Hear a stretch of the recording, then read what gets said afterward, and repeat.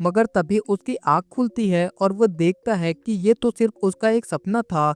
जिसके बाद रायन अपने दोस्तों को इसके बारे में बताता है, लेकिन तभी उसके दोस्त उससे कहते हैं कि हम सभी ने एक ही सपना देखा है। वहीं ये देखकर रायन को लगता है कि शायद ये सब मोरिन ने किया है, मगर तभी उसके दोस्त उससे कहते हैं कि अगर मोरिन को ऐसा करना होता तो वो हमारी जान नहीं बचाती। जिसके बाद वो सभी जैसे ही थोड़ा आगे आते हैं कि तभी मैंड्रैगन मोरिन को बताता है कि सामने श्वेतांबरधारी आ रहे हैं। ये सुनकर मोरिन अपनी रिंग निकालकर मैंड्रैगन को दे देती है। जिसके बाद वो जैसे ही थोड़ा आगे आते हैं कि तभी श्वेतांबरधारी उन्हें रोक लेते हैं और उनसे उनके बारे में पूछने लगते हैं। जिस पर मोरिन उन्हें बताती है कि वो अपनी बहनों से मिलने शहर जा रही है।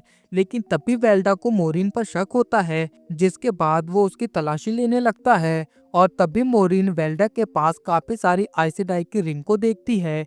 जिसके बाद वो उन सभी का ध्यान भटकाने के लिए उन्हें अपना त्रासक का दिया हुआ जख्म दिखाती है और कहती है कि हमारे गांव पर त्रासकों ने हमला कर दिया था। वहीं मोरिन का वो जख्म देखने के बाद वो लोग उन्हें जाने देते हैं। जिसके बाद वो सभी वहां से निकलकर अपने इस सफर को जारी रखते हैं और काफी दूर चलने के बाद वो सभी एक जगह आकर रुक जाते हैं। लेकिन तभी मोरिन मैंड्रैगन से कहती है कि ये जगह सायो के शहर के पास है, इसलिए हम यहाँ ज्यादा देर तक नहीं रुक सकते। जिसके बाद हम पेरिन को देखते हैं जो कि अपनी चोट को देख रहा था, लेकिन तभी उसके पास काफी सारे भेड़िए आ जाते हैं।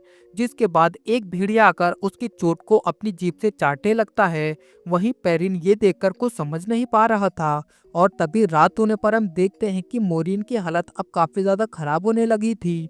जिसके बाद हम इक्वेन को देखते हैं जिसकी अचानक से आँख खुलती है और तभी वो देखती है कि पेड़ ने उन्हें ढूंढ लिया है।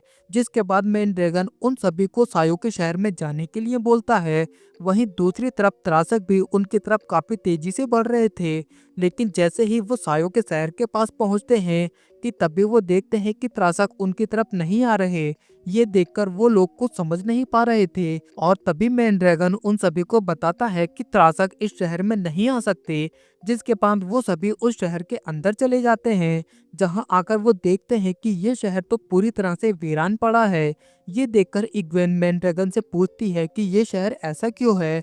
तो मैंड्रैगन उन सभी को बताता है कि ये पूरा शहर श्रापित है, इसलिए त्रासक भी यहाँ आने से डरते हैं और चाहे कुछ भी हो जाए इस शहर की किसी भी चीज को हाथ मत लगाना।